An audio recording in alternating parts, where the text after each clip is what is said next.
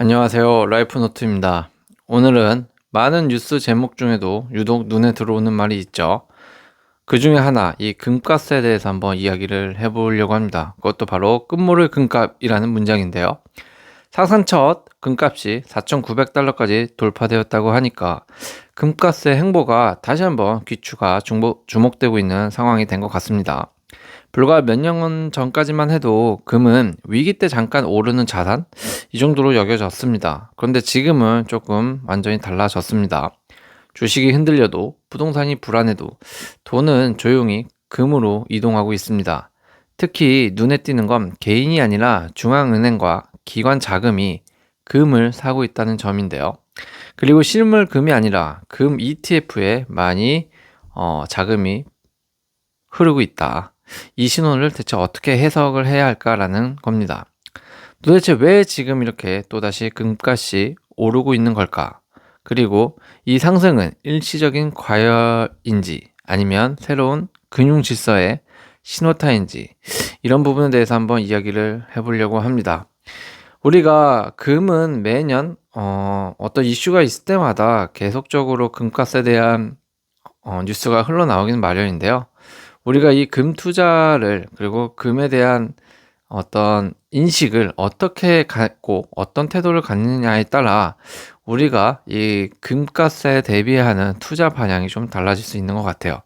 그래서 오늘은 좀 그리고 금 ETF에 대해서 한번 그런 부분에 대해서 이야기해 보도록 하겠습니다. 일단 금값 사상 첫 4,900달러를 돌파했다라고 하는데 이것이 의미하는 건 정말 무엇일까요? 라는 겁니다. 이 문장은 단순한 가격 자랑이 아니라 금 시장의 성격이 바뀌고 있다라는 신호로 해석해야 합니다. 먼저 정리할 점이 있습니다. 이 수치는 특정 시점의 국제 금, 선물, 현물 가격 혹은 환율과 프리미엄을 반영한 체감 가격을 상징적으로 표현한 숫자다. 중요한 건 정확한 숫자가 아니라 역대 최고가를 뚫었다라는 그 사실 자체입니다. 금값이 사상 최고치를 돌파했다는 것은 또 다른 의미가 있습니다. 이건 단순히 금이 인기가 지금 많다 이런 차원이 아니라 글로벌 투자자들이 기존 금융 시스템을 점점 덜 신뢰하고 있다라는 신호에 가깝다고 생각을 합니다. 과거 금값 상승은 주로 금융위기나 전쟁, 어떤 일시적인 공포 심리 같은 이벤트성 요인에 의해 나타났죠. 위기가 진정되면 다시 조정을 받고 이런 패턴이 반복됐는데요. 하지만 이번 금값 상승은 조금 다른 것 같아요. 고금리가 장기화되고 있고 글로벌 부채가 증가하고 있고 통화 가치는 불안하고요. 그리고 중앙은행들의 지속적인 금 매입까지 겹치면서 금이 단기적 어떤 피난처가 아니라 구조적 대안자산으로 계속 재평가되고 있는 거죠. 즉 사상 첫 4,900달러라는 돌파 이거는 금이 위기 대응 자산을 넘어서 장기적인 가치 저장 수단으로 자리 잡고 있다라는 상징적 표현일 겁니다. 이 지점에서 시장은 이렇게 질문하기 시작합니다. 이 금값은 과연 거품일까? 아니면 이전의 금값 기준 자체가 바뀌고 있는 걸까라는 질문으로 말이죠. 이 질문이 바로 지금 금 ETF에까지 자금이 확산되는 출발점이라고 볼 수 있을 것 같습니다. 금값 상승은 사실 낯선 일이 아닙니다. 과거에도 금융위기나 전쟁이 발생할 때마다 금은 늘 안전자산으로, 해지 자산으로 주목받아 왔습니다. 하지만 이번 금 상승은 과거와 조금은 성격이 엄연히 다르다. 가장 큰 차이는 일단 원인이 여러 개 있겠지만 가장 큰 차이의 상승적 원인은 바로 어떤 고금리의 장기화다. 금리는 단기간에 내려오기 어려운 국면에 들어섰고요. 이로 인해 주식과 채권 모두 부담이 커졌습니다. 전통적인 투자 대안들이 동시에 흔들리면서 금의 상대적 매력이 커지고 있다. 이런 원인으로 꼽힐 수 있고요. 두 번째 원인, 글로벌 부채가 문제다. 미국을 포함한 주요 국가들의 국가 부채는 역대 최고 수준으로 불어나고 있다고 합니다. 이 과정에서 통화 가치에 대한 신뢰가 약해지고 자연스럽게 종이화폐로 독립된 자산, 즉 금이 주목받고 있게 된 거죠. 세 번째 상승 요인으로는 가장 중요한 변화일 수가 있는데요. 바로 중앙은행의 행동입니다. 이번 금 랠리는 개인 투자자가 주도하는 흐름이 아니었고요. 각국 중앙은행이 지속적으로 금을 매입하면서 만들어지고 있습니다. 중앙은행의 금 매입은 단기 차익 목적이 아니기 때문에 시장의 장기적인 수요 바닥을 형성합니다. 이 세 가지 요인이 동시에 작용하면서 금은 더 이상 위기 때 잠깐 오르는 자산이 아니라 금융 시스템 자체를 대비하는 핵심 자산으로 재평가되고 있다는 거죠. 그래서 이번 금 상승은 단순한 가격 급등이 아니라 자산 시장의 기준이 바뀌고 있다는 신호로 해석하는 게 더 맞을 것 같습니다. 여기서 많은 분들이 이렇게 생각하실 겁니다. 아니, 금은 그냥 오래된 자산 아니에요? 이자도 안 나오고 생산성도 없는데 이게 맞나요? 라는 말들이 좀 많이 하는데, 그런데요, 지금 금을 가장 많이 사는 주체가 앞서서 말씀드렸지만 누군지 알아야 된다는 겁니다. 절대 지금은 개인 투자자가 아니다. 개인이 아니라 바로 각국의 중앙은행이라는 것이 핵심입니다. 이번 금값 상승에. 이건 굉장히 중요한 신호라고도 말씀드릴 수 있을 것 같은데요. 중앙은행은 절대 개인 투자자처럼 뭐 유행에 따라 투자하지도 않죠. 단기 수익 보고 움직이지도 않고요. 그럼 왜 사느냐? 딱 하나입니다. 기존 금융 시스템을 100% 신뢰하지 않기 시작했다라는 뜻입니다. 지금 전 세계 상황을 보면요. 미국, 유럽, 일본 국가 부채는 눈덩이처럼 불어나고 있고요. 돈은 필요하면 그냥 찍어내면 됩니다. 문제는 이거예요. 종이화폐는 무한 발행이 가능하다는 점이고요. 찍어낼수록 가치가 희석되죠.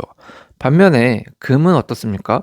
공급은 제한적이고 인위적으로 늘릴 수 없고 어느 나라 화폐도 아닙니다. 즉 금은 어느 국가의 정책에도 휘둘리지 않는 자산이라는 말이죠. 그럼 여기서 중앙은행의 입장에서 생각해 볼게요. 달러 자산? 물론 좋죠. 하지만 제재 걸리면 동결됩니다. 그렇다면 미국 국채가 어떤 탈출구가 될까요? 안전자산이라 했는데 이제는 부채 걱정이 좀 나오죠. 그래서 중앙은행들이 선택한 게 뭐냐? 정치에도 금융에도 제재에도 자유로운 자산. 그게 바로 금입니다. 그리고 중요한 포인트 하나 더는 중앙은행은 금을 사면 잘 안 판다라는 겁니다. 이건 단기 매매가 아니라 10년, 20년짜리 안전판을 깔아놓은 행동이다라고 봐도 무방합니다. 그래서 이번 금 상승은 사람들이 불안해서 잠깐 산다 뭐 이런 수준이 아니라 시스템을 관리하는 쪽에서 방향을 바꿨다는 신호로도 볼 수 있습니다. 이걸 이해하면 왜 지금 금값이 쉽게 꺾이지 않는지, 왜 금 ETF까지 불이 붙었는지가 보이기 시작할 수 있고요. 나만의 해석이 가능해지기 시작할 거라고 봅니다. 여기서 많은 분들이 또 이렇게 물어봅니다. 금이 좋다면서요? 그럼 금 사면 되지. 왜 ETF예요? 이런 질문을 하기도 하는데요. 뭐 정상입니다. 그런데 현실적으로 하나씩 따져보면 답이 금방 나오죠. 먼저 실물 금부터 볼게요. 금괴, 골드바. 굉장히 있어 보입니다. 영화처럼. 근데 문제는 이걸 보관하는 게 사실 굉장히 큰 골칫거리죠. 집에 두자니 불안하고 은행 금고 맡기자니 비용도 나가고 사고 팔 때마다 스프레드도 큽니다. 그리고 결정적인 게 하나 더 있어요. 바로 유동성이 떨어진다라는 겁니다. 주식처럼 바로바로 사고 팔 수가 없기 때문인데요. 자, 그럼 금 ETF는 어떠냐라는 건데 이 방식은 주식 계좌로 금에 투자하는 방식이에요. 버튼 몇 번이면 매수 매도 끝이죠. 보관 걱정 없습니다. 도난 위험도 없습니다. 그냥 주식하는 거랑 똑같아요. 특히 요즘 투자자들이 금 ETF를 선택하는 이유는 한 딱 세 가지 정도 될 것 같아요. 첫 번째가 접근성이 압도적으로 좀 좋다는 점입니다. 1g, 10g 이런 거 계산할 필요 없고 주식 사듯이 금에 그냥 분산 투자할 수가 있다는 거죠. 두 번째로는 환율까지 같이 대응된다는 점이 큰 장점이기도 한데요. 금은 달러 자산이잖아요. 그래서 금 ETF는 금값이랑 환율 효과를 동시에 가져갈 수 있습니다. 그러니까 원화 약세 구간에서는 체감 수익률이 좀 더 커질 수도 있다라는 그런 장점도 분명히 있습니다. 세 번째로는 이게 좀 핵심이 될 것 같은데요. 금 ETF 투자는 기관과 자금의 흐름을 그대로 따라갈 수 있다라는 겁니다. 연기금, 기관, 글로벌 자금들 이 사람들이 금괴를 들고 다닐까요? 아니죠. 다 ETF로 움직입니다. 즉 금 ETF는 개인이 편해서 사는 상품이 아니라 전 세계 큰 돈이 실제로 움직이는 통로라는 겁니다. 그래서 지금 금 시장을 보면 실물 금보다 금 ETF 거래량과 자금 유입이 훨씬 중요해졌어요. 정리하면 뭐 이렇게 될 것 같은데, 금은 맞는데 금괴는 아닐 수 있다. 지금 시대의 금 투자는 실물이 아니다라는 겁니다. 금융 자산 형태로 진화했고요. 이미 예전부터. 그래서 요즘 시장에서는 금이 오른다는 말보다 금 ETF에 돈이 몰린다. 이 표현이 더 정확할 수도 있을 것 같아요. 그럼 사람들이 이렇게 단순히 금값만 오른다고 해서 금 ETF를 투자하는 것일까요? 분명 그 외에는 다른 이유들이 있기 때문에 금 ETF를 투자한다고도 볼 수 있겠죠. 아, 금값이 오르니까 나도 사야 돼. 이런 이유만으로 사진 않는다라는 겁니다. 그 이유가, 상승하는 이유가 크게 세 가지 정도 될 것 같은데요. 첫 번째가, 주식도 불안하고 채권도 바로 불안하기 때문에 그렇다는 겁니다. 예전엔 좀 이런 공식이 있었죠.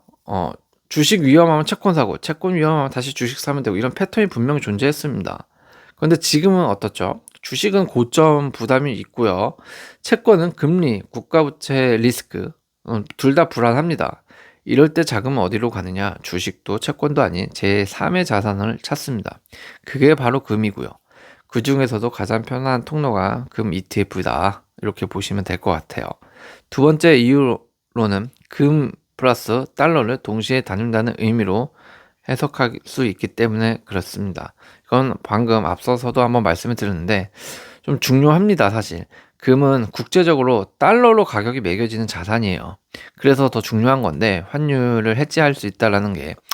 그래서 금 ETF를 산다는 건 금 가격 상승 가능성 또는 달러 가치 방어, 이 두 가지를 동시에 가져가는 구조라고 해석할 수 있는데 굉장히 좋은 겁니다. 이게 큰 겁니다. 특히 우리나라처럼 환율 변동이 큰 나라에서는, 이런 투자자 입장에서는 금 ETF가 환율 방어용으로 굉장히 좋은 자산 역할을 합니다. 그래서 요즘은 금 ETF는 금 투자라기보다는 달러 대체 자산으로도 들고 있으라고 하는 이유가 바로 이런 이유입니다. 세 번째 이유로는 큰 돈은 전부 ETF로 움직인다라는 겁니다. 이게 핵심이 될 것 같아요. 뭐 기관이나 글로벌 자금들은 ETF로 다 움직여요. ETF를 삽니다. 팔고. 그래서 금 ETF는 규모가 크고 유동성이 좋고 투명하고 한 번에 큰 돈을 넣고 빼기가 쉽습니다. 그래서 금 시장을 볼 때 이제 중요한 건 금값이 올랐다가 아니라 금 ETF로 자금이 들어오고 있구나.